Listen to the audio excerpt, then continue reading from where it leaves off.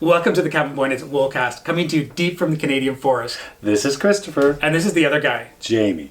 There's been a lot of animal sightings around the cabin, and I can't wait to talk about it. We're going to talk about knitting in public day. And I have a fantastic knitting book to share with you. Someone got back into the kitchen. And someone's been behind the dye pots. We're going to announce the winner from our last episode. And we're going to talk about what's in store for us in the future. So sit back, grab your favorite drink, and we'll tell you our stories.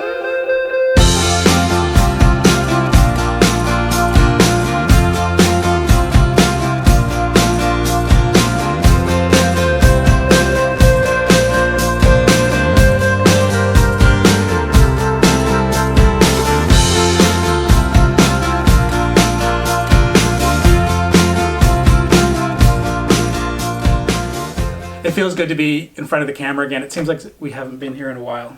We haven't, and we welcome you all once again. Yeah, thank you so much for watching us and joining us for this episode, because we've got a bunch of sightings that we want to talk about.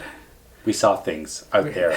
We saw, and I would describe this as, it reminds me of Charles Dickens' Tale of Two Cities. How was that? It was the best of times and it was the worst of times. Okay. And let's start with the worst of time, because I want to get that out of the way.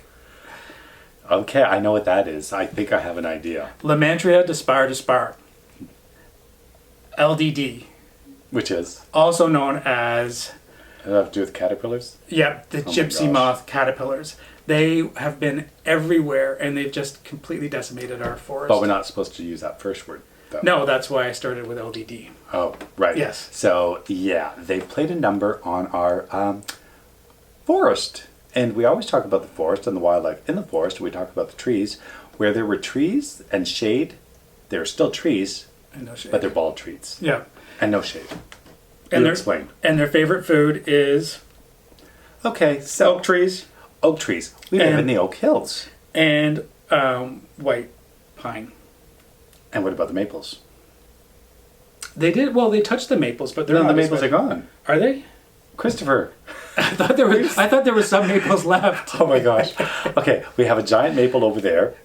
We have a giant maple, the one that turns the beautiful colors we always take pictures of right there. Yes. Gonzo. Is that Gonzo? Yes, because they went from the oak to the maple, and then, who knew? They also eat pine needles. And this, I know, and it's just horrible. And when you'd walk outside, you could smell pine everywhere. It smelled so great. And then you realize what was going on. And when we would sit outside, it sounded like we were sitting in the middle of a summer rain. Yeah, a light rain, just And constant. And that noise was actually the feces coming from the droplings, because there's this black granular covering everywhere, the deck, the yard, every surface. It's quite sad and devastated because, we live in the forest, and so the immediate trees right around the property and deep from within, because when we walk in, we can see that the white pine. And now, how many trees were planted some 40 years ago? 1,100. Yeah, 1,100. So there were hundreds of trees planted, and they were all 1,100. white. They were, what did I say? Hundreds. Yeah, no, I was just adding to it. I think he purposely likes to interrupt my train of thought just to make it that much more challenging for me. So the trees, white pine, lots of white pine, they don't have any needles. So what's unusual is in the wintertime, we do have a little more sun because, the trees are barren because it's winter, but all of the pine trees still are green and, there's still shade. So what's so horrible is, it looks very similar to if a forest fire went through. That's exactly because what it looks like. There's just stumps of trees and branches standing. Yeah. Very, very few leaves. And the unusual light, because early in the morning, when the sun comes up over on this side, there was always the shade from the trees coming across, and you'd get this, little streams of sunlight through the windows. And now it's full sun. And it's this weirdness because it's all coming through the forest. And you can see a good 30, 40, 50, maybe even 100 feet into the middle of the woods. Yeah. But normally it's green and you can't see depth. And then in the evening when the sun goes down on this side of the front of the cabin, again, I stepped out in early evening or late evening, like 7:30, 8 o'clock when the sun's going down. And there's this bright light and these shadows through all of the trees, and it's all lit up like this orange twilight zone. It's so bizarre and so sad. Yeah. And we still have some trees with leaves on them. The lilac trees are still there, and I'll be using those leaves to dye with. And we've got some other trees that still manage to keep their leaves. The peach trees The peach are trees. loaded with peaches this year. Yeah, and the deer love it. Our dear friends. Our dear friends have shown up again, Us. and they are... The peach tree is just a few feet away from the cabin. So Just there. we sit in the window. Jamie said, look out. I'm sitting in my usual morning spot. Look outside. Our friends are out, and they were out having breakfast and eating. Beautiful animals. They're young. Big. Well, I thought they were a little bit bigger. Well, though. they're young because you could tell. And the color, they're this beautiful, beautiful, deep rust, reddish rust color. Like, they're beautiful animals. They really are. And you see them just there. But they're having a feast on the peaches and the branches and... And then you let Zan out, And then Zan... and he took off and chased them away. Yes, and then Zan's discovered the peaches. They're just small. But I didn't Google it yet, or I didn't look into how this is going to work, because there are no leaves on the tree, but there's all fruit. So I'm thinking, okay, there's a good chance that all that sunlight We'll now see that. getting to the fruit, are they still going to grow, or do the leaves generate the energy through the leaves to feed the peaches to grow? We'll find I out. think that's the case. Yeah. I'm just thinking, logically, I don't see these peaches growing into big, plump, juicy fruit. So we'll see. And we'll jump to birds now. Well, what about the tree next to it? Oh, the hazelnut tree is gone. The hazelnut tree's gone, and what about that one with the blackberries? I mentioned the other day. Oh my gosh, yeah. Loaded with Yeah. beautiful red berries and blackberries, because they hadn't ripened to full purple yet, deep, deep, dark purple. But the chipmunks, every squirrel out there, which I didn't, usually we see the red squirrels, but We have black squirrels black, and gray squirrels. and red. Yeah. But we don't see them too often. But they know the fruit tree, because chipmunks this morning, there were 3 squirrels, a chipmunk, birds we've never seen before, and beautiful finches flying by, and a few others. They're just having a feast on that fruit tree, which is great to see. But I did kind of want to pick them, but I'm okay with watching the wildlife, because it's actually quite fantastic to watch. Yeah. Oh, and here, I was in a meeting. Yes. I was on the phone, and all I heard was squawk, squawk, squawk, squawk, Oh, squawk. gosh, It was yes. so loud. So I went outside, and on the front porch, we have a family of robins. And so the mother and father are there with the little, I think there were 3. 3? I think there might have been 4. Okay. Because there was a little one, smaller than the others. Oh, yeah, okay. So you see these 3 heads pop up, and then another little one here. Yeah. And so whenever we'd walk out, the parents would take off, and the little ones, when they were really little, their heads would still be up waiting to be fed.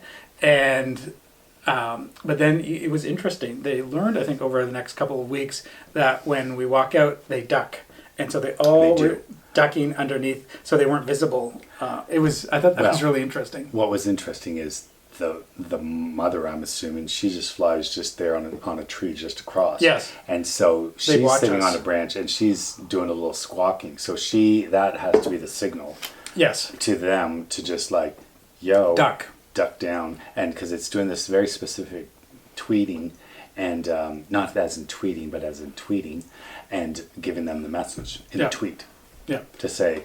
And then it's so bizarre. They just duck down and not. Did you do a peep on them. Twitter joke? I'm so impressed. I almost twitted. I almost twitted. And not only were the birds Oh, there, my but I was gosh. looking out the window, and there was a tiny little bunny.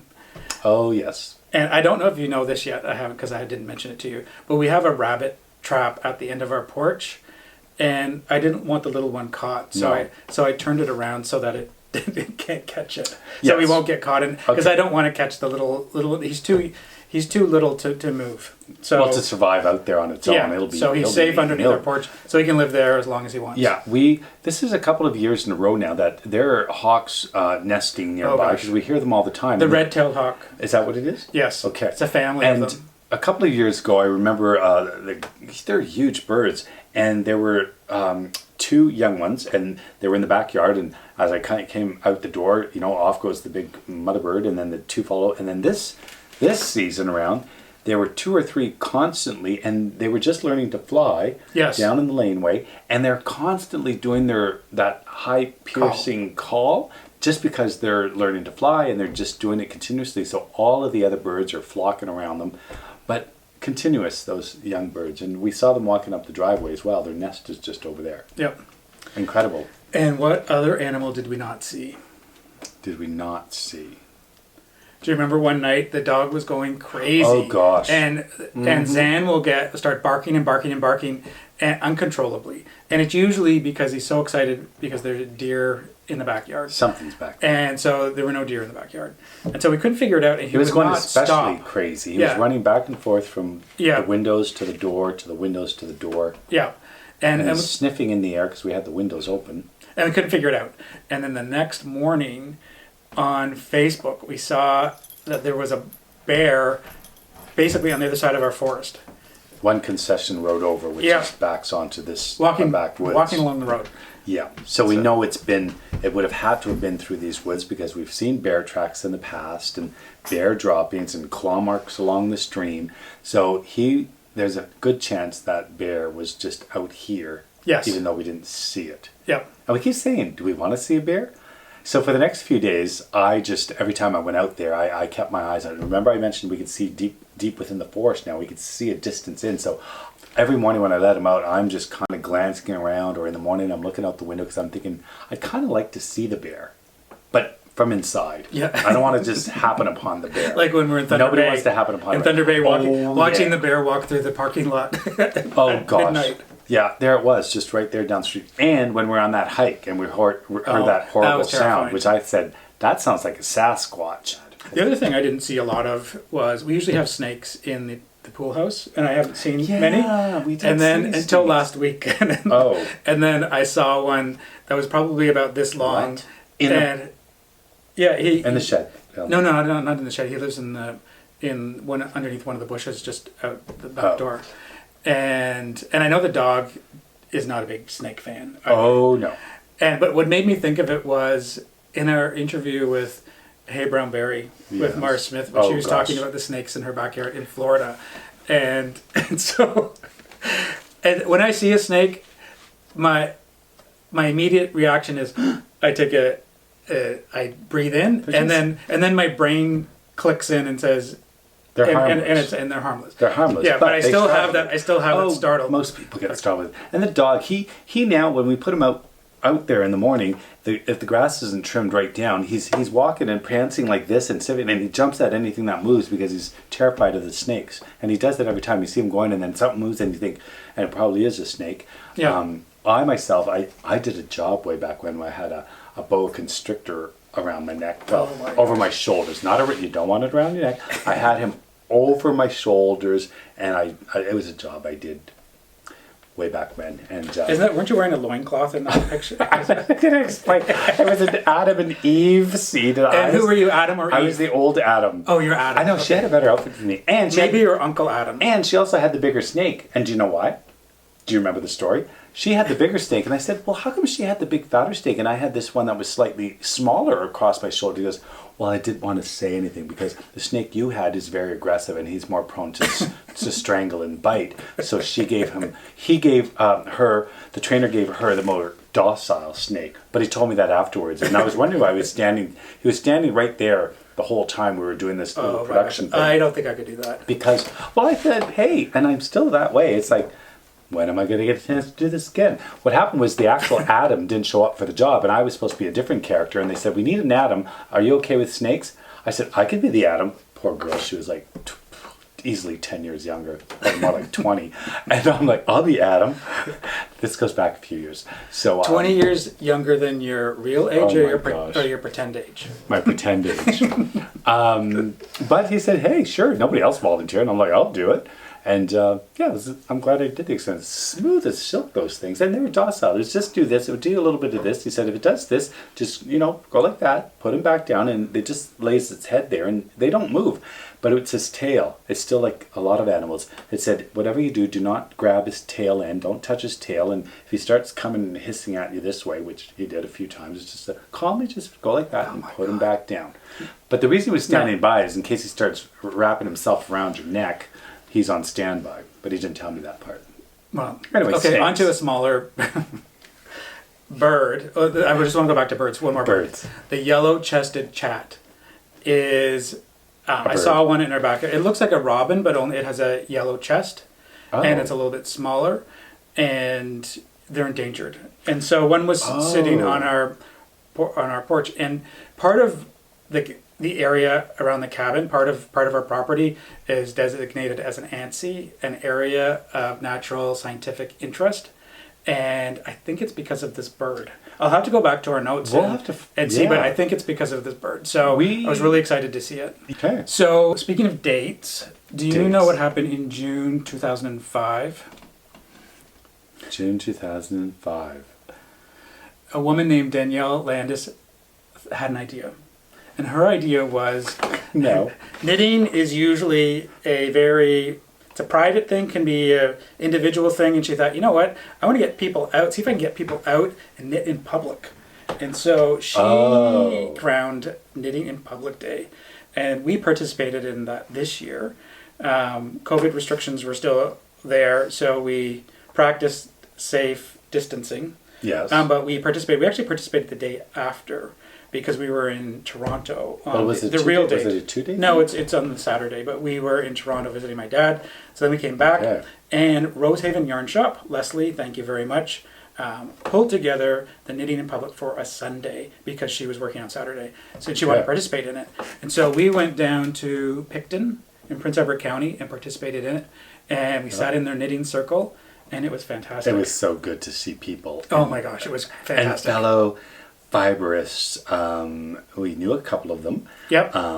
It was a beautiful setting. There were huge shade trees, not devastated by the caterpillars. There were actually foliage on them. We sat in the shade, and it was wonderful. It was wonderful to see people and chat with people and share projects and ideas and chit-chat. And do you know what month June is? What it's tagged to as well? Well, you know one of them, obviously. Two of them should come to top of mind. What? Pride Month is June. Okay, and Father's Day? Well, but that's not a month though. Indigenous Month, Pride Month, and it's also the month to commit to a charity. Okay.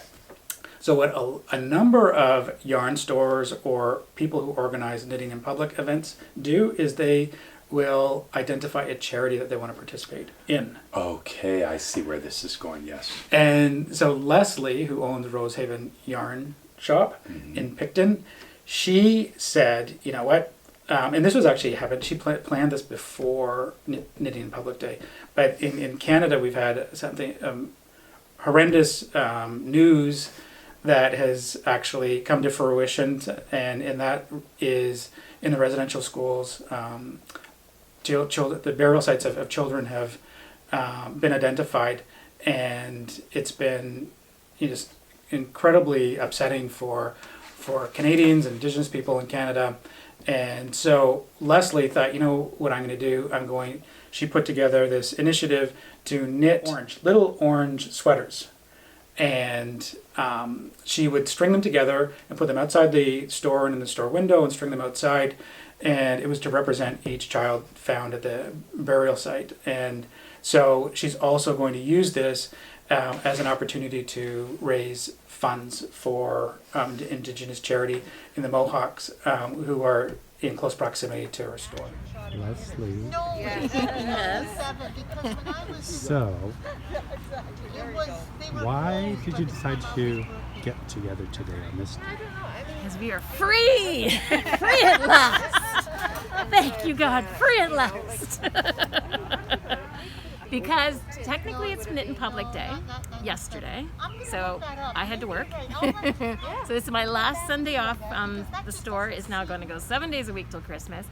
And we decided that we've been doing Zoom, and somebody suggested, I think it might have been Vera, that hey, we should get together in the park and knit in the park because the weather's beautiful. So we thought yes. So social media out to the world, and yeah, lots of people showed up. It was great. And what are you knitting? I am knitting little tiny sweaters to their life markers of the 215 children that were discovered in the mass grave at the Indigenous school in Kamloops. So we are knitting at least 215. I'm hoping to get more. and we're going to string them up. I'm going to string them across, around my store and out onto the sidewalk for Canada Day, or what we're actually hoping will be classified as Day of Mourning this year, to represent the children that were lost and taken from their families. So we want to have one life marker for each child that was lost. So on my Facebook, Rosehaven Yarn Facebook page, That's good. there's links to the little pattern that you can knit all these sweaters. And if you want, I have yarn that's been donated to us by Estelle Yarns, a lovely family-run business in Toronto. They're sending the yarn this week, so I will give you a ball to knit these, and also a free pattern. The other thing, because we don't want to just knit and make projects, we want to give back. We need to make a statement, as well as try to repair some of the damage that has been done to the Indigenous people. There's this amazing registered charity. I am not going to try and say the name. It is 2 Mohawk words with so many syllables I cannot spit them out.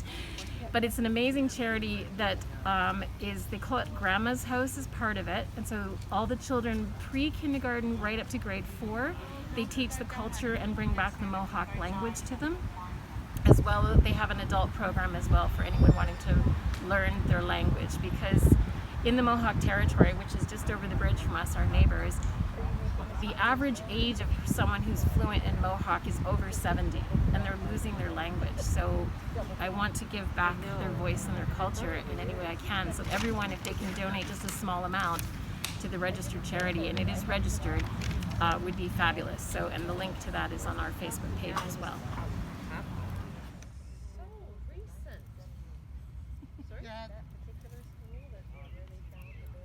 Yeah, but I mean, the last school, 97.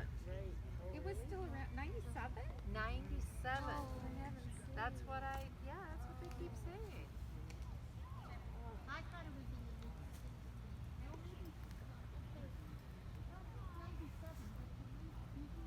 the So Canada Day was pretty rough this year, and as it should have been, in terms of, no one felt like celebrating, or I shouldn't say, most people didn't feel like celebrating, and really getting this news and knowing that it's going to get worse in terms of numbers has been really difficult and challenging for the population in Canada. So Canada Day rolls around, and it was really a day of reflection to think about, both what has recently come to light. But on a history of Canada, Yeah.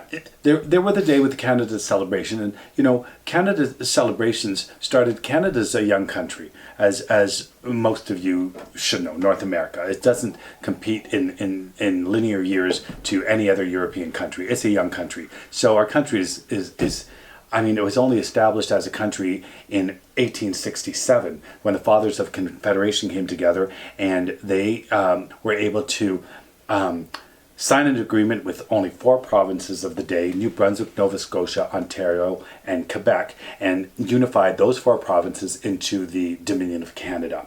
And so the following year they celebrated, and this was signed on July 1st. So the following year they said, we're going to celebrate July 1st, have a celebration on July 1st for Confederation.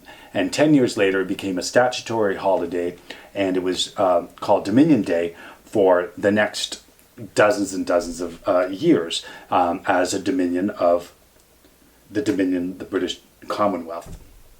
And then in 1982, when the new constitution was signed with Queen Elizabeth, giving us complete independence as a country from Britain, it became known as Canada Day. Mm-hmm. And on the 100th anniversary, Queen Elizabeth and Prince Philip made an appearance, and that was to celebrate 100 years of Confederation, and we're now 1967. And also that was the same year of Expo 67 in Montreal. Yeah. After that, let's go to 2010. She didn't visit until again in 2010 on Canada Day celebrations. And then the following year in 2011, Prince William and Kate were doing a tour of Canada, so they celebrated Canada Day. And the next time the royals came around, it was Prince Charles and Camilla for the 150th anniversary of Confederation in 2017. But not to be outdone by Camilla, I do want to say that Charles and Diana, Princess Diana, did come to Canada, not on July 1st, but they were in Canada in 1991. They passed through my hometown in Sudbury, which was one of a few stops on their Canadian tour. I stood on a street corner. I remember it was an overcast day, and I was standing relatively by myself. There were a few people over there and a few people over there, but I was right here on the corner just by myself, and this motorcade came by, and not more than 5 feet, I was right on the edge of the road, and right there was Diana, and she waved to me with that shy smile. She looked right at me. She was as close as you and I in this camera right there, and she just did that little smirk and smile right to me, because there was nobody around me. Do you know why? Because I heard that Diana has the best gaydar ever. Oh my goodness, you're making that up. No, I mean, look at her history. I mean, she's been, look at all the work she did for AIDS, and This is true. she was Elton John's bestie, and so When you Google Princess Diana in Sudbury, you'll see she was wearing this pink suit. I remember it because she was in this beautiful pink, and she did wave directly at me because there's nobody within 10 feet on either side of me, and she waved right at me and right there. And she also then did a walkabout at Science North. Prince Charles went, he was all about the mining technology, so he went down the big nickel mine, or one of the mine shafts. Same with Queen Elizabeth in her days. She went down the big nickel mine. Diana visited the Northern Cancer Center and spoke to some of the patients there, which is what she does. And she also made a trip to a women's shelter called Geneva House, where she spoke to some of the women and children. Oh, that's and wonderful. This is the same Geneva House where my niece was working over the past several years. Oh, wow. Which that just came to mind, knowing that I knew that Princess Diana had visited Geneva. So here it is that my niece is actually working for the organization. So they did come to Canada as well. So when do we expect the next royal? Well, I have two things I want to add to your story. Okay. I thought you were going to go down the road of Prince Charles and Camilla, just down the road from us. They were here a couple of years ago. Oh, I forgot about that. They were right down the road from us. and the Upper Canada Fibre Shed has a connection because That's right. we presented them with a gift. Oh, that's right. Yes, and so that's where I thought you were going to go. No, how could I forget it? Because that would have been 2017 then. Yeah. And then the other connection we have is in our next interview, we have a connection to Prince Charles. We do? Yes, we do. Like this. And so that is coming. I won't give you any more details, although I'm the one who doesn't keep a secret. But that will be in our next interview. So And it will. The Yeah. royal connection. the royal connection, yes. Okay, It's stay Prince Charles, tuned. specifically Prince Charles. Oh, okay. Yeah. Okay. Well, And it definitely has a connection to we didn't make it. knitters They were and out in the wool- county. and wool. We talked about Prince Edward County, and how come we didn't make a trip out there? I guess we just didn't have a big interest in seeing. Well, I it don't wasn't. It wasn't Diana. I feel bad for saying that now. Did you get any wool? Did you get any wool? Did you get any mail lately? Have you received any mail?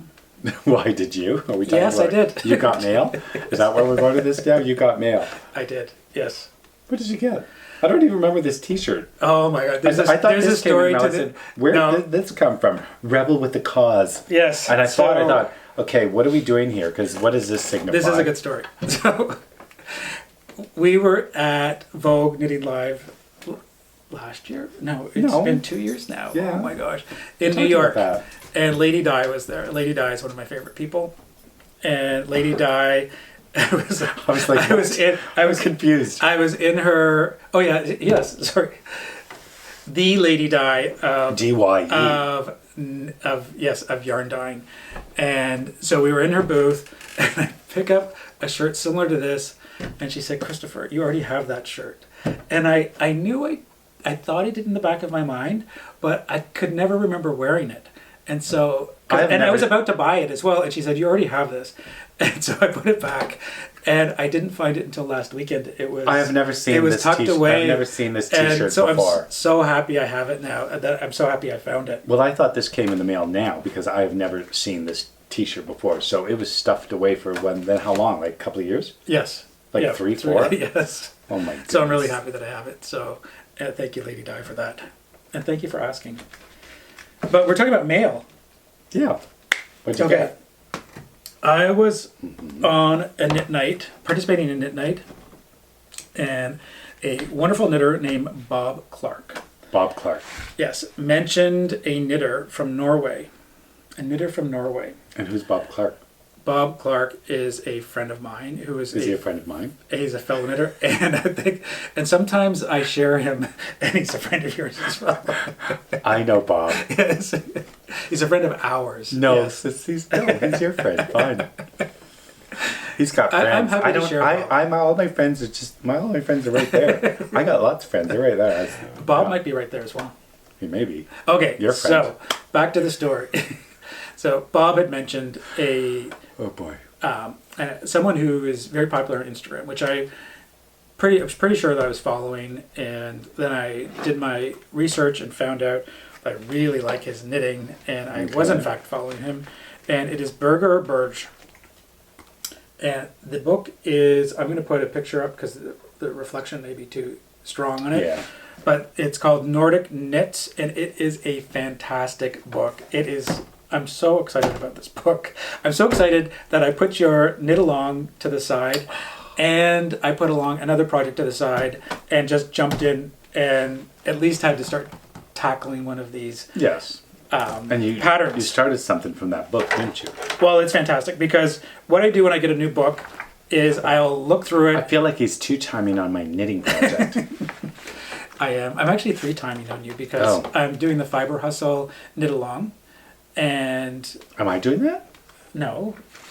See what I'm talking Well, about? do you have needles with But it's yarn? okay. I don't even know. Yeah, no. And the thing is, this isn't a bad thing, my friends, because I've caught up to Christopher because I'm down to the elbow on my one sleeve, so we've caught up on our knitting. He has. You were like, you had your whole body done, and I was still up to here, and I've caught up. So However, the Euro Cup is on, and Wimbledon's boy. on, Wimbledon. and the playoffs are almost over in hockey. So there's other things. Oh, and the Olympics are coming up. I'm so excited about the Olympics. I watched the U.S. trials in track, and it's going to be such an amazing. And I watched. It was What? great. The Yeah. track Oh and yeah, field. yeah. You watched as well. But I love track and field, and it brings back so many great memories. And I love tennis, and the Canadian is playing right now, and I watched the first Canadian this morning, and I had to put my thoughts on the back burner while you did a little bit more of your reading your notes because I did not want to miss that tennis match. Yes. But I did shut it off because I wanted to spend some time with my friends. So I'm missing the other Canadian match of the quarterfinals, and really that's the only sport that I have a passion for. Yeah. So back to the book. So You're talking about that. I'm just going to go see. You how have the your score- conversation over there, I'm just going to and I'll have my conversation catch over up here. on Wimbledon right now. So in this book, what I usually do is when I get a book, I will look at it and look at all the patterns and then see which ones speak to me. And there was a very loud conversation going on with this book because so many of the patterns spoke to me. There's so many that I love that I want to share with you. And then the second thing I do is I go into the preface and read the beginning of it because I want to know what motivated the designer to write this book. And I love this. I love this section of the book as much as the patterns. So Berger talks about in this book. He talked about the motivation for it. But what he does is he talks about being a little kid and growing up in Norway. Oh, you told me a bit of the story now. And being himself. Yes, it's and quite good. he loved his baking apron. And dolls, and he wore skirts, and his parents My goodness. completely. I'm not talking about your autobiography. I'm talking about Berger's. You stole my story. You're getting somebody confused with somebody else. And his parents supported him, and he said it was tough because the guys would be out playing soccer, and soccer was a big thing, and he would be in doing crafts and other things. And he talks also about one of the classes was moped repair.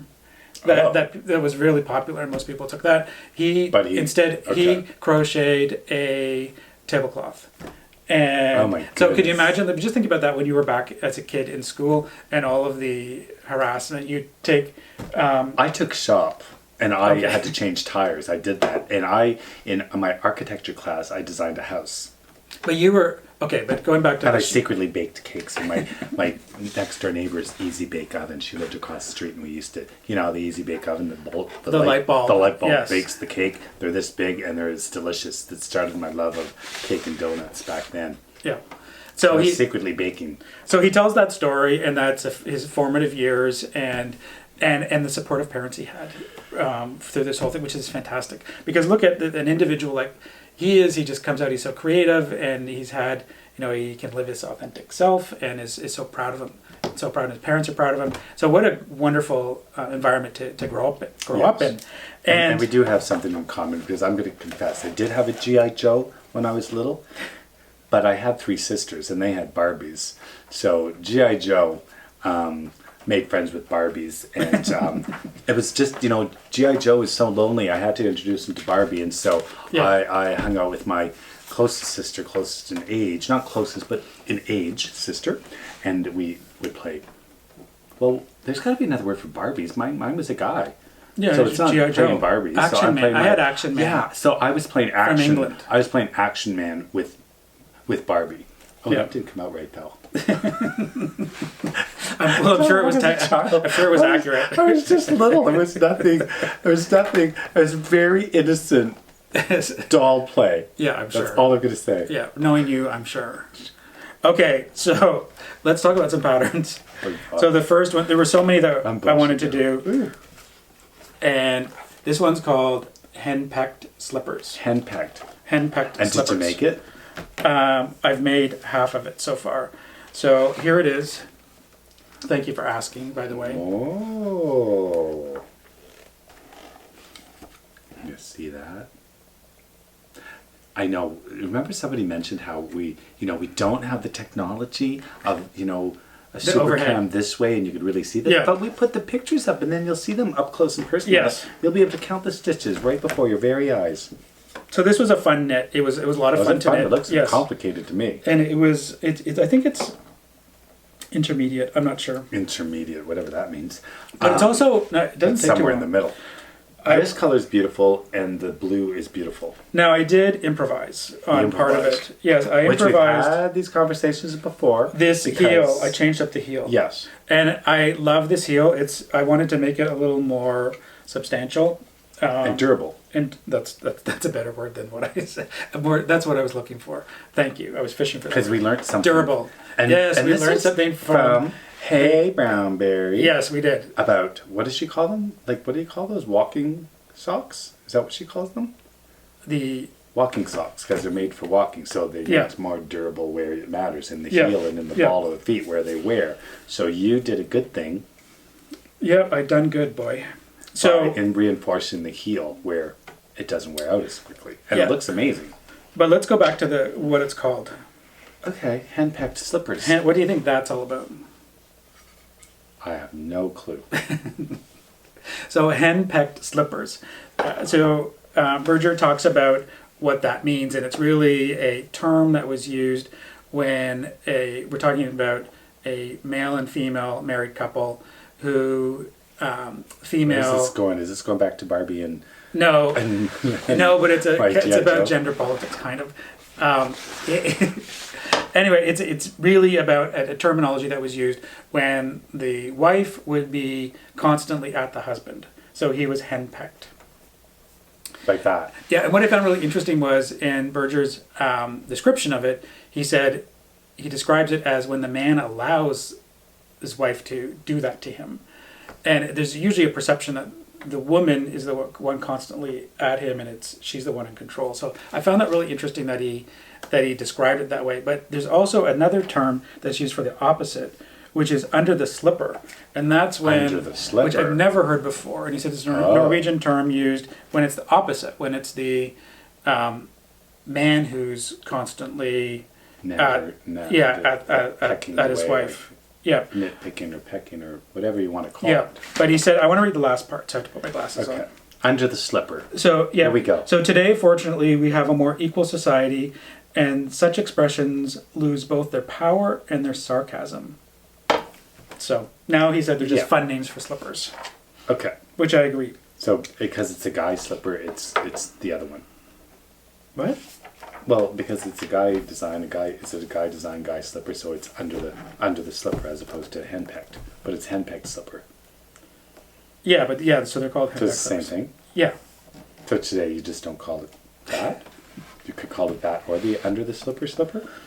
I'm confused. It's called henpecked slipper. He's saying now Oh, it's my lost its goodness. meaning Okay. because It's just a cutesy little name for it. it's just a name for it. now, But Okay. he's explaining the history behind it. Okay. So Well, and there's that's lots of fun. little tidbits like That's that fun, in kind it. of. So anyway, that's it. The henpecked slipper, and it's fantastic. I wanted to show you another one. The sweaters are great, but my daughter was over the weekend that I picked up this book, Yes. and don't you think these would be nice in the Oh, house, those are in the great. kitchen? These They are look very pot holders. winter, almost Christmassy. Yeah, those are nice. And That looks like I could possibly do something. oh my gosh, you could do any of these. This is the one. So this is called the best picture I think to show is probably this one. Well, we'll show it up Yeah. close and personal. So basically, the snowflake or the star is too Oh, big I to see. put on one. So you have one on the left and one on the right, and it pulled them together So you it do makes a one. half and a half, and Yeah. when you put them together, it makes the full And then in sizes, snowflake or star. in the sizing, he has men's and women's. Beautiful. Yeah, it's really nice. And it's got some fantastic sweaters in here as well. I would highly recommend this book. It is, I love it. There's going to be, I've got a number of projects that are already in line for me to knit, and I'm really excited about doing it. Someone may even Okay. get a gift. So it's Nordic knits. Nordic knits. And I'll put a link to all of his social media sites, and also I'll put a link to the book as well. So what's next? I think it's baking.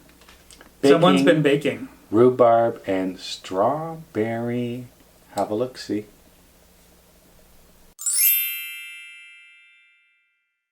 So welcome back to Jamie's Kitchen. I'm back in the kitchen. Today I am going to make a strawberry rhubarb pie. We have local strawberries from Willow Creek Farm, just down the road over here in Frankfurt. The rhubarb from our backyard alongside the cabin, fresh. I'm going to make it with my very special dough. Now I've done this recipe before, and we're going to start with the dough. I have everything pre-made because it's going to go a little bit quicker because I'm told I'm limited in my time. So it's the no-fail dough recipe, which I've used before, and here's the little card. It was written on here about 50 years ago from my sisters, my much older sisters, home ec class. Very simple recipe, and it's called no fail for a reason because you get fantastic dough each time. So all it takes is 5 cups of flour, and then you add a teaspoon of baking powder, a teaspoon of salt, and then optional is to add 3 tablespoons of brown sugar to give it a sweetness. If you're making a sweet pastry, in this case I'm making a pie, so I'm going to make it sweet as opposed to something savory. So I added the brown sugar. And then all you add is, next is you're going to add a pound of lard. Yes, lard. I'm going to be cutting that up, putting it in there. And the final ingredients, you take an egg, you beat it, you add a tablespoon of vinegar, and then you fill it up with cold water to equal 1 cup. So 1 cup total of the liquid. So I'm just going to cut up this pastry quickly. And then what some people do is you can use one of these, which is for the dough. You know, it sort of slices it. But I'm not going to use that. And the other thing you do too is, you know, you really should sift the flour because you want a light, airy, fluffy, delicious pastry. But lately recipes show that you could just use a whisk and whisk to take out any sort of clumps that might be in your flour, and also to mix in that baking powder and the salt. So I just whisk it these days. So there you have it. So I'm going to cut this up just to make it easier. Just cut it up in cubes, and then I'm going to put it in the bowl like so. Cut it up, take these cubes, see that? Nice little cubes. Just cut them up and put them in there like so. Take the next row, cut them up, take them apart, put them in there. I'm just going to cut this one more time down this way. Okay, there you go. Just get them all in there. Cubes, cubes, cubes. Put them all in there. Cubes. Now the easiest way to make this pastry, now you don't want to overwork the pastry. That is key to the pastry for a couple of reasons. You don't want to create too much gluten. The more you work it, as in bread, you want that gluten, you want that firmness, you want that texture for bread. But in the case of pastry, you don't want to create gluten. You don't want a tough pastry. So what I'm going to do now is just mix it in. And what you do is you use your fingers like such. Use your fingers to break it apart like such in with the flour. And what that's going to do is just mix it all in nicely. And you want to leave these chunks of lard sort of like the size of an almond, let's say. So, you know, something like this, almond size. And for that reason, you're going to get a lighter, fluffier pastry, because when the heat cooks your pastry shell, the lard, these little chunks of lard are going to create a pocket of air, and that's going to make it light and fluffy. And it's the same thing when you make like a millefeuille, which is one of those layer upon layers of like a flaky pastry crust. That's what gives it the lightness and the airiness.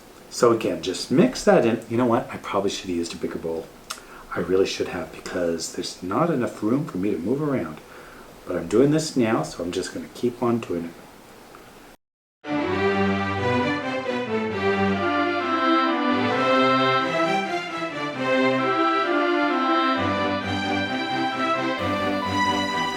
So now I'm just going to cover this up with wax paper. In this case, I have this piece of paper right here, which is wax paper. I'm going to cover that up, and I'm going to go ahead and cover it with one of these as well. I'm going to set that aside for now, and then I'm going to go ahead and I'm going to start just cutting up the strawberries and the rhubarb, and we're going to go from there. Okay, so I'm going to go ahead and start chopping up some of this rhubarb, and I'm going to do it in chunks. I'm going to do 2.5 cups per pie of rhubarb and strawberry each. So 2.5 cups of strawberries, 2.5 cups of rhubarb. So I'm going to make 5 cups of each because I may make 2 pies. So let me just, I'm going to trim off these edges.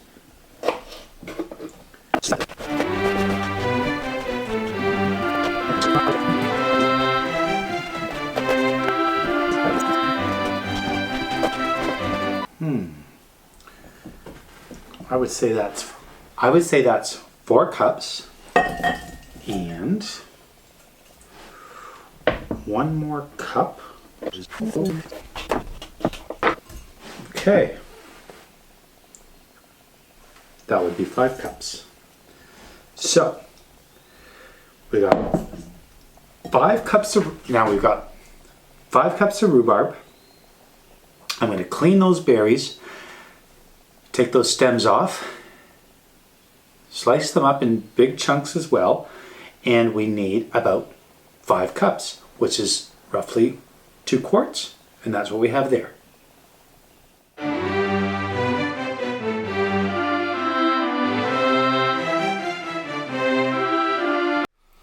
Okay, so we got all of the strawberries ready to toss. What I'm going to do now is I'm just going to transfer them into this bowl, and I'm going to add roughly a pinch of salt,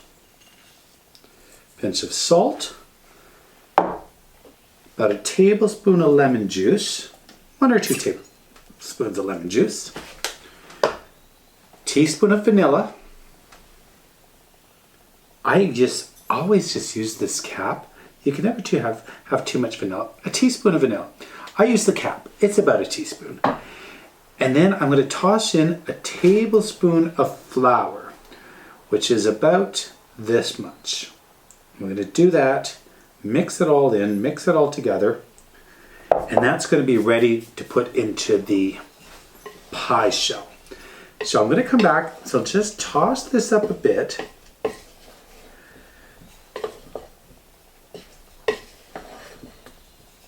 Like so. And what's going to happen is, the reason you put the flour in there, it's going to sort of thicken up the juices of all of the strawberries. Now, because I'm going to stew these ahead of time, there may be a little extra liquid in the rhubarb. I'm going to stew it in some orange juice to give it that citrus flavor, but I'm going to probably strain some of that juice. I don't want too much juice because I want my pie to coagulate, thicken nicely. So we're going to come back and I'm going to roll out the pastry and get the pies ready for the oven. Okay, I'm back. So I have stewed the rhubarb. If you could have a look at that. Stewed that in a cup of orange juice with a cup of brown sugar. It's nice and flavorful. I'm going to add a pinch of cinnamon to that because rhubarb strawberry pie with cinnamon, a little citrus taste, should be great. So I'm just going to combine these in one bowl. Combine those together.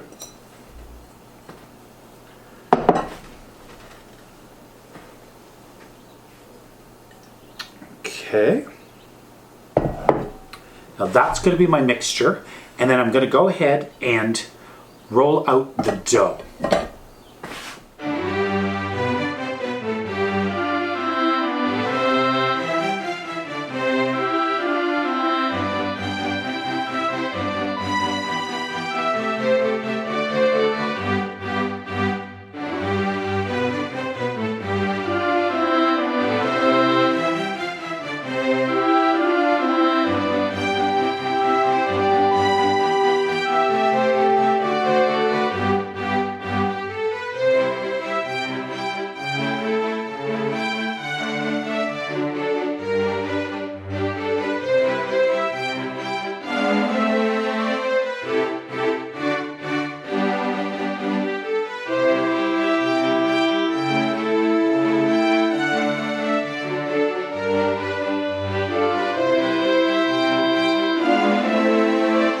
What I'm going to do now is I'm going to fill these pie shells with pie filling, and then I'm going to roll out the rest of the top crust for each one.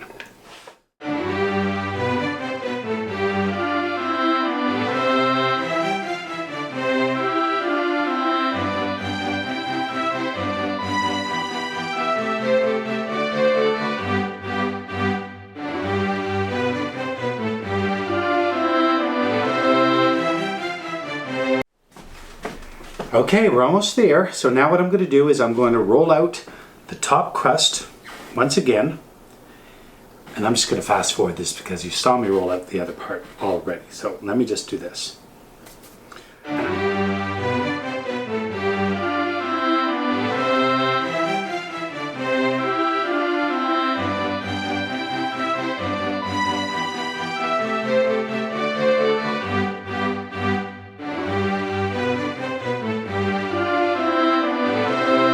Like such.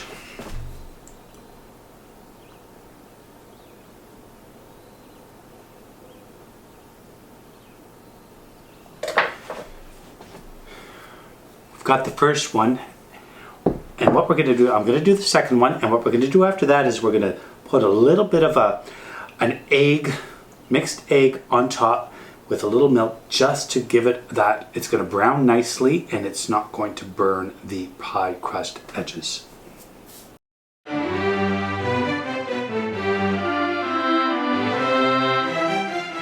You know what we're going to do with this dough afterwards?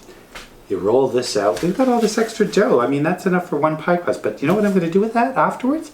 You roll that out, you put a bit of butter, cinnamon, you roll it into a roll, you slice it, and you got some delicious cinnamon rolls like Mummy used to make way back when with the extra flour. And as I mentioned, we're going to brush on a little bit of egg. This is just egg.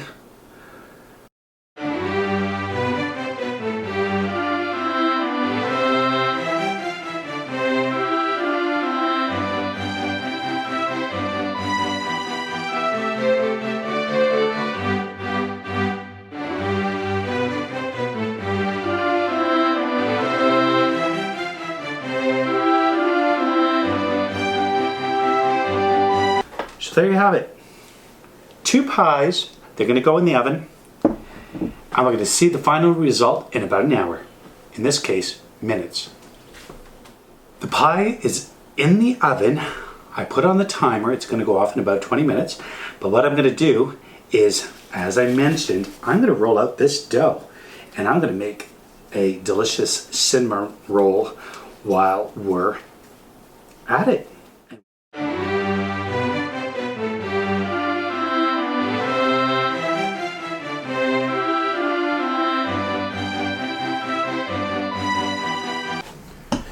Okay, so now I've got some butter here, and I'm going to just cover this in butter.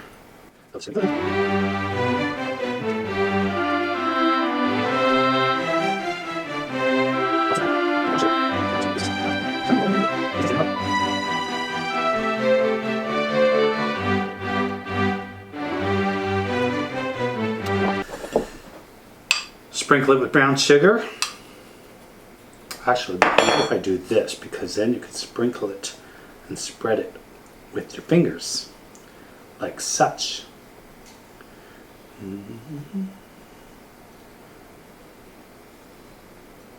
I'm sure your mother's made this before. Everybody's mother has. If you haven't, you can show your mother how to do it. Or just make it for yourself. It's not extra special, but when you have a really delicious pastry, pie crust, oh my goodness, it's just to die for, delicioso. So, and almost just, butter and brown sugar really makes caramel, right? You knew that. So, think of it that way. It's going to have this brown sugar, and you know what? I'm going to add cinnamon to it too, because that's just going to make it that much more extra special. I think that looks pretty good. It's quite a bit. You don't want it too sweet.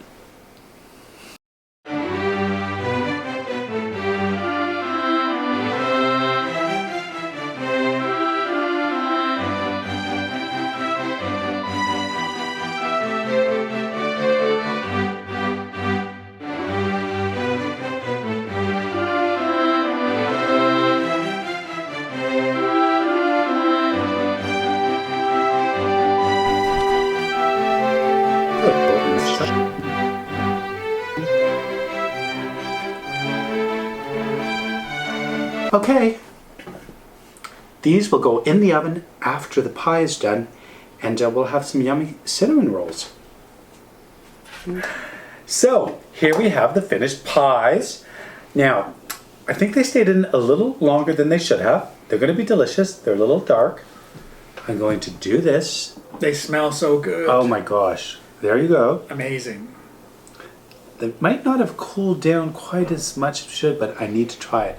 I have to say, I already went ahead and one of them didn't fit on the plate. Imagine that. Okay, little doggies need to sit down. Okay, you sit over here, Zan. You can sit over here, okay? Sit over here. He always gives me the dirty look. Sit over here. Because I'm the mean one. Sit over here. Sit. Good boy. You need to sit. No, sit. Sit. Good boy. Oh, that's a good boy. He still doesn't get pie. Okay, I'm going to go ahead and cut this pie.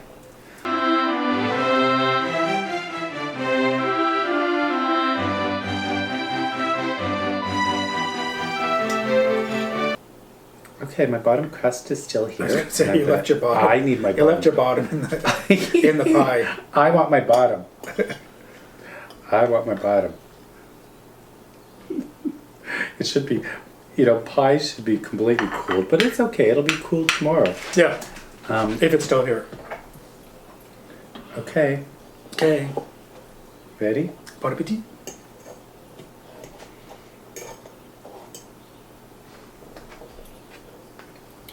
Is it hot? Okay. I say yum. It is delicious.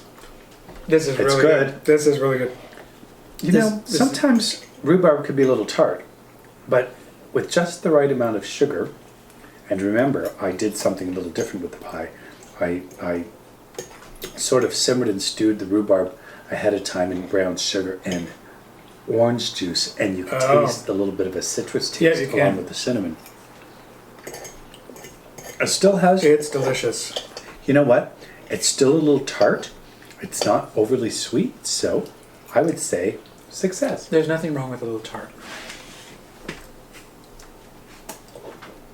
I'm so glad that you made that pie because I have been really, really looking forward to a strawberry rhubarb pie for so long. My grandmother used to make them and I love them. And that was my first time making that pie.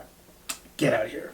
So, we go from my pan to your pot. So what has been in your dye pots? We've been doing a lot of dyeing lately and I can't wait to share it with you. So there's 4 skeins I want to talk about. And which ones do you want to talk about first? You go ahead. You pick. You pick. Okay, I will pick this one. Start with this one. Okay. So what do you got? What do I have? Oh, let's move these here so they're not distracting. Jump looking at these until you're... Okay. I'll also flash a picture up on it as well. So this one, this skein of yarn, I decided to... I've got my rhubarb. Let's talk about the rhubarb firstly. Okay. So the rhubarb came from the... There are woodpeckers flying. Oh gosh, all the over birds, I've so I been distracted. apologize. You see my eyes going shifty? It's not because I'm shifty from my latte here. The windows here, we have those fruit trees out there, remember? And there's just wild life. There are butterflies and birds and things swooping by and flying by. It's so distracting. I've been watching it all day. Well, since we've started this. Okay, so we'll start with the rhubarb. So the rhubarb leaves, I did a call out to my local town and said, does anybody have any rhubarb leaves? And then someone put me onto a cider place. And so, And what's it called? what's it called? King's Mill. King's Mill Cider. And they do their cider is so good. And I'm not a huge cider person, but I love their cider. Absolutely. It is so good. They have, my favorite is the ginger cider. It's really delicious. So it started off with somebody referring us to get rhubarb leaves. You got distracted. Yes, I got distracted. And so King's Mill Cider. So what do you need to do is go to King Mill Cider. So Because they have a rhubarb apple cider. right. And we thought, and they also have delicious Pizza. oven pizza Oh that my they gosh. make from scratch with Yeah.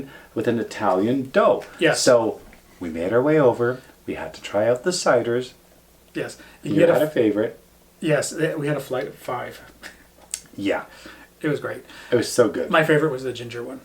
And I ended up, because we made 2 trips, because the leaves weren't ready on the first day, so we just, had a little nibbly and something to drink. And then went back. And then we went back the next Yeah. day? It was the next day or 2 days 2 later? days later. And then we had the wood oven pizza, Yeah. the pizza they make, and we tried another glass of one of our favorites because we had done the flight the time before, so now I wanted a full glass of the one I chose, which was the mule, which was absolutely delicious. That was good too. But out of the, it's interesting because I mentioned to them, as you say, I like beers. I like beers of the world and all different kinds of microbreweries and beers. And ciders, but I have to say they were so good. Yeah. I even, when we talked to them afterwards, I said, out of the 5, there was only one that I thought, yeah, that one's not bad. But all the others were delicious. Yeah. I mean, the fruitiness, I had a blueberry, I had the other ginger, the hop ginger, which was like a spiced ginger, which was delicious. I had a premium dry. Yeah. And your ginger was, that was delicious. Yeah. And so good and so refreshing and so flavorful. So what does this have to do with yarn dyeing? I got carried away because I'm I'm glad a new you fan. asked. I'm a new man of the King's Mill because they're just down the road over there, which who knew? Yeah. Not even 10 minutes. I think it's a 7-minute drive just that way. Yes. So what it has to do with yarn dyeing is I take the leaves, boil the leaves up, and then I use the liquid that it creates, or that dye bath, and I use it as a mordant for all of my yarn. So I put my yarn in, and I shouldn't say all of it, but some of it, the stuff that I'm dyeing with in season, and I'll use that to mordant it, so that really acts, it helps bind the color of the whatever I'm dyeing to the yarn. And so I've got pots of it and pots of it going right now. And yeah, and when we went back, she had it completely all ready to go. They had boxed up and everything. Yes, boxes and trays of them, stacks of leaves, because they specifically were what do you call that? Not cultivating it. Harvesting. Harvesting it that day. They said, Starts well, at it's the not beach. quite ready, so they're harvesting it this day. It was close to when, and so we came back and they had it all ready for us to go. Yep. So this has been in the rhubarb, and then I put it in lac, a dye bath of lac, and then I also put it in cochineal, and I put it in marigold. So we have rhubarb base and marigold and lac and cochineal. And what colors did the lac and cochineal give you? Not yellow.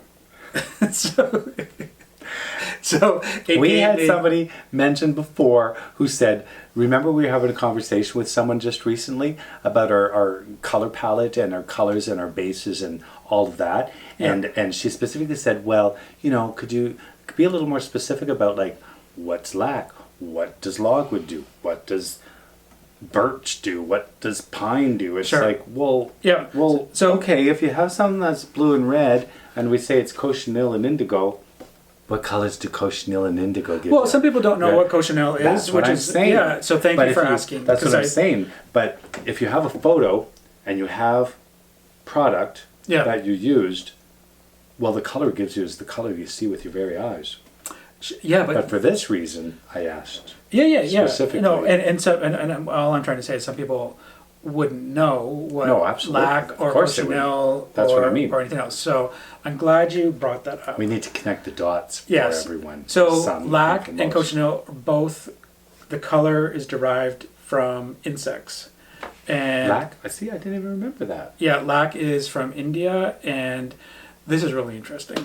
So I'm so glad you asked. Yeah. So because- there are bugs. So resin, so the lac bug basically forms onto a tree, and in the thousands, and they're all over there. And what it does is it produces this resin or this liquid, and they take that or color, pardon me, and they take that, and it's part of the birch, and they are able to filter it out, and you use that color. And that's the lac color that you get, and you get a purple or red depending on the pH level, and it's great because I love tinkering around with the pH level to give different colors. And cochineal is the same. Cochineal is the cochineal bug, which is on cactus, Yes. and so they use that as part I well. know.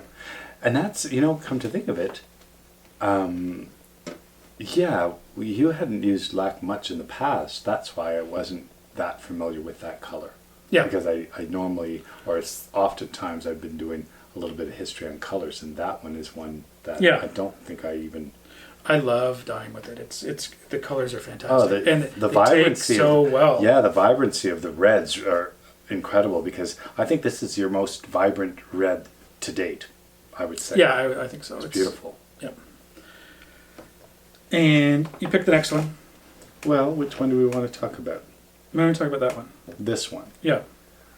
Well, this one I know is merino, and it's a worsted weight. It's got a cannabis base, and then you had your lac and cochineal going, so the cannabis gave a yellow base, and then we made that a little more gold looking by adding it to your already going marigold. Yep. And then we dipped it back and forth, marigold into the cochineal and lac Yep. combined, and got this beautiful rust color. And then in the indigo, dipped it in the indigo. Again, the whole thing was yellow from the cannabis, so it gave it this beautiful teal color. And then this color here, this gray, was from dipping it into the cabraco with the Quebecer Did you use with mugwort?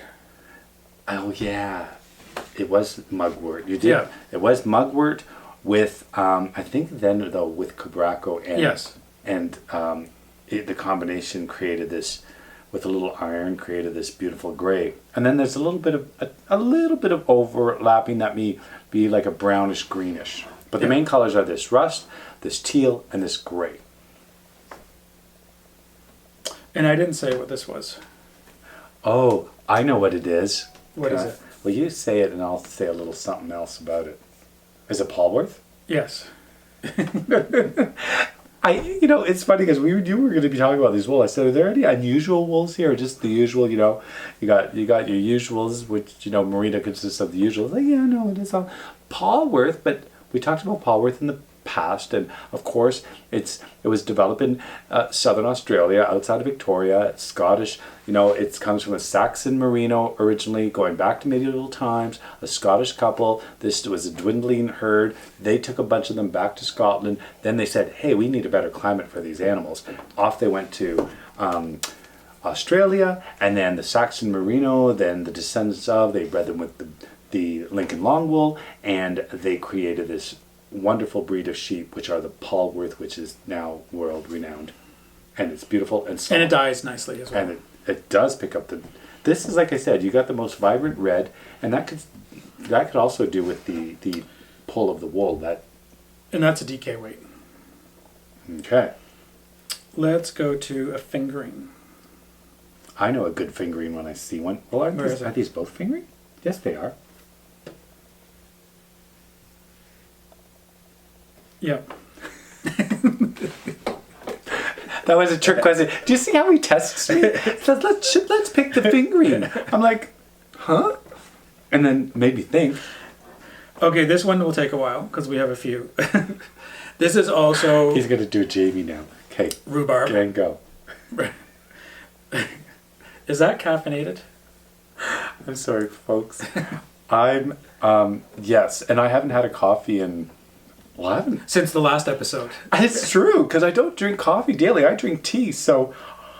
And I did it a half and half decaf, believe it or not, but I think I was a little more 2/3 calf and 1/3 decaf. Yeah, that's what I would say, gauged on the emotional meter.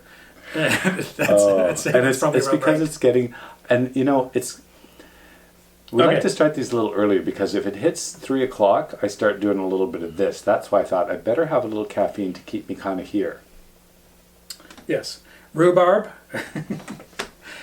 So the base again was rhubarb, and then we put it in marigold, and we had lac and cochineal, and we had indigo. And there are a good number of colors in there. There are Was because there I've Brazil- been was because there I, Brazil wood in here? no, definitely not, and because I've been over dyeing, and so you get so many different colors when you start overlaying the colors on top of one another. Right. And so I love this one. This is one of my favorites. Well, it's quite vibrant, and each individual color, quite deep and rich and vibrant. Yeah. There's greens and purples and blues and different shades of pinks and fuchsia, blues, purple. Did I say purple? Lots You of did. colors. Lots of colors. And it's Blue-Faced Leicester, this one. super soft. So BFL. okay, the last one we're going to talk about. Okay, the last one. Is it the BFL? It's the same as this one, isn't it? Yeah. Is it the BFL? What is it? Okay, purple. This is not logwood. You created the purple by doing a traditional. Well, you had these Okay, it goes back to this one because you had these pots going. So this was the start. This was the very first one, and I had a bunch of pots out, and I never want to waste anything. Right. And so we keep using them up, and we'll use them in different ways for different skeins of yarns to get different colors. So this fantastic deep rich purple and this beautiful green would have been, you had the reds going for this one, the cochineal and the lac. So I think, this is it. Yeah, this was completely dipped in indigo first, knowing that if you take indigo, then, so an indigo skein, and you did half and half, so you did half over with the reds to get purple, red and blue, obviously. And then how do you get the green? If it's already blue, Yeller. it's a test. Yeller. Color wheel. Yes. So then you dipped it in because you had the marigold on the go then. Yes. And so then you dipped the other half in marigold. And then it's incredible though. You have this incredible like multi-colored fantastic BFL. And then the simplicity of this one is equally gorgeous and vibrant and colorful. And there you have And we two love doing it. BFLs. So that's it. That was it. What was BFLs, in- best friends longer. Yes. Yes. And I don't know why I said that. I was trying to think best friends forever, but there was an extra F and not an L. yeah. Yes. So that was what was in my die pot. So thank you so much for asking. So I think it's time to announce the winner. Yes. Okay. Okay. And so what are the? How are we going to do this? Okay. Let's talk about for those who did not see the last episode. No, they all saw the last episode. For the new viewers who have yet to Yes, we have. experience. Yes, we have. We the have last new viewers. episode. So I'm. There not was a gonna go question. there. There was a question. There was a question, which What was. the question? You asked because it was No, your you question. asked the question, and I'll explain it. The question was, tell us who lives. No, tell us It's not a what word. tell us what this is. Structure. The structure is. The structure. Tell us what the structure is. There's a structure in one of the clips that showed Yeah. out in nature. Thank you. So for filling in the blanks. So we provided a picture. He was going and to say, "Who lives in this house?" we provided a picture and we asked, what is the structure? Yes. And what was it? Well, I thought you were going to fill in that. I was teeing Yes. that up for you. Okay, so they're everywhere in Canada. We know who and what lives in there. It's not a who, it's a what, and it's a beaver. And the structure's called, a lot of people got it right. A lot of people were very close. And, Canadians and non-Canadian likes equal in their decisions and choices and guesses. So it is a beaver lodge. So a lot of people said beaver dam. What's the difference between a beaver dam and a beaver lodge?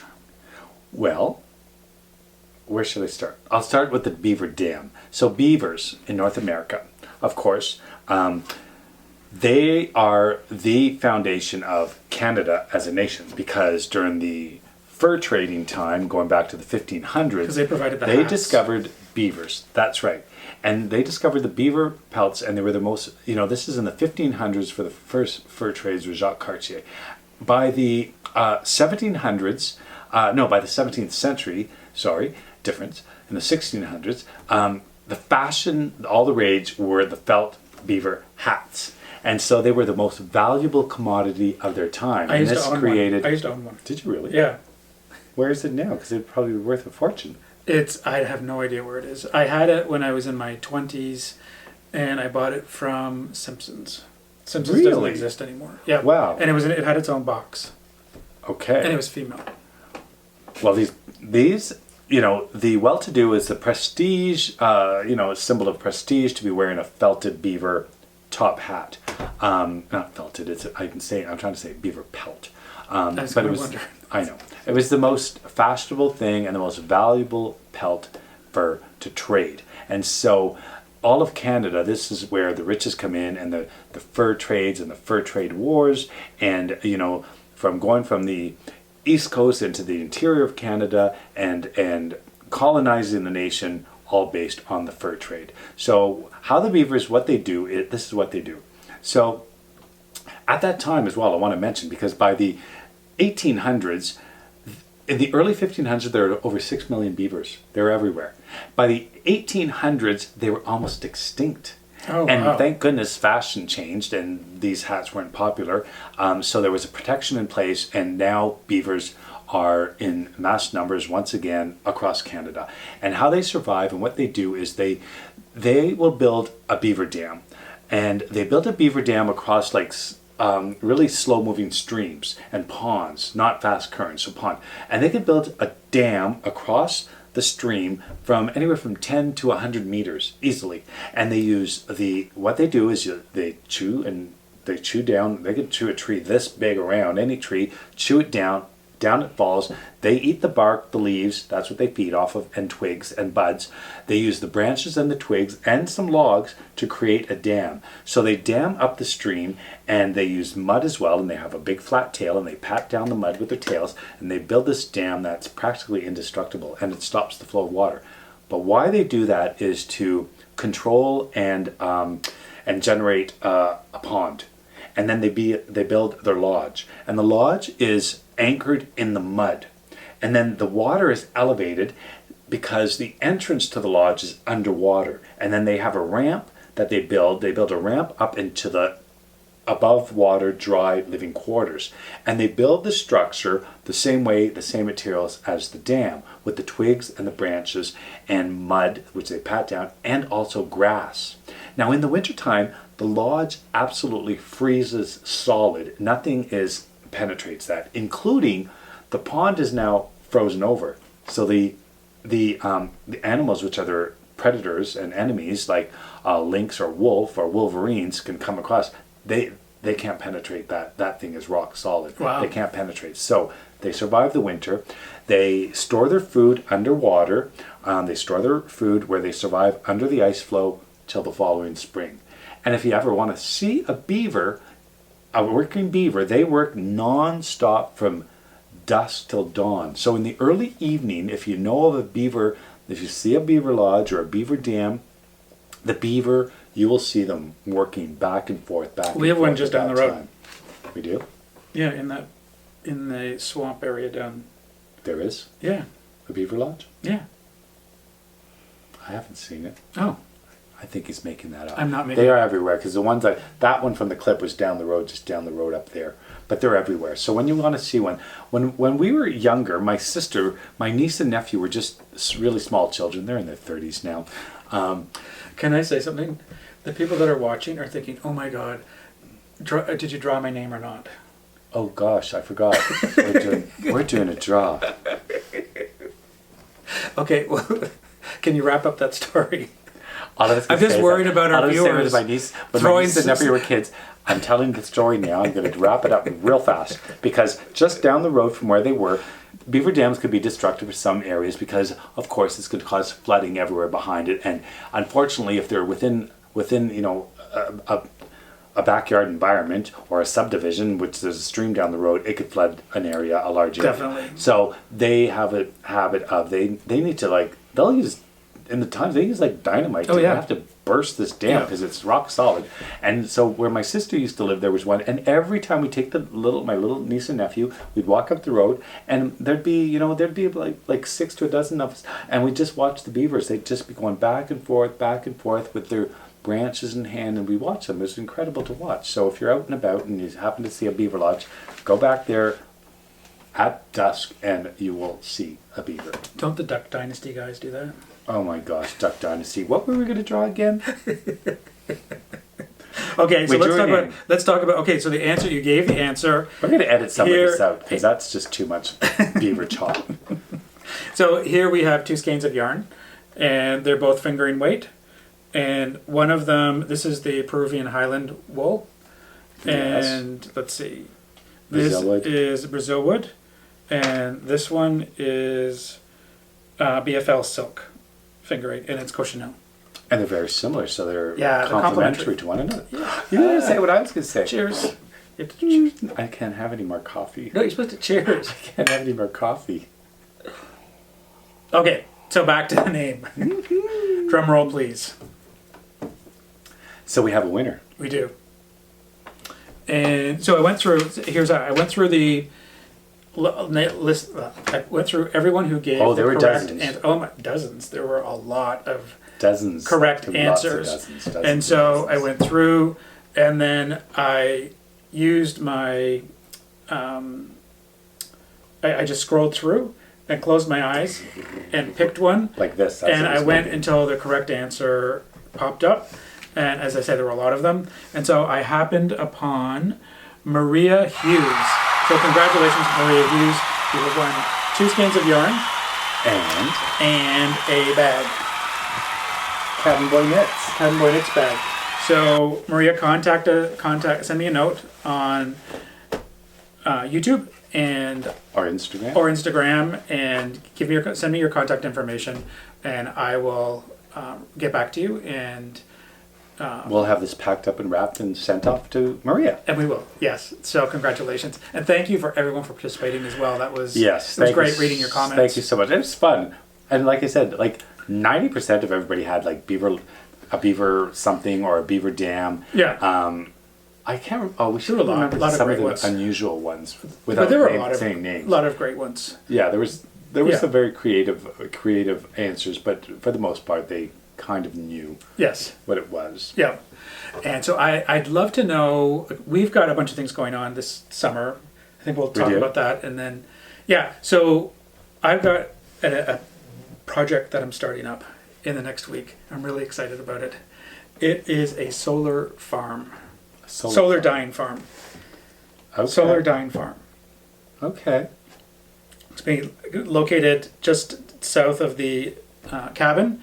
And like in the front yard or the backyard. the backyard, yes. And I'm probably going to have at least 10 large mason jars.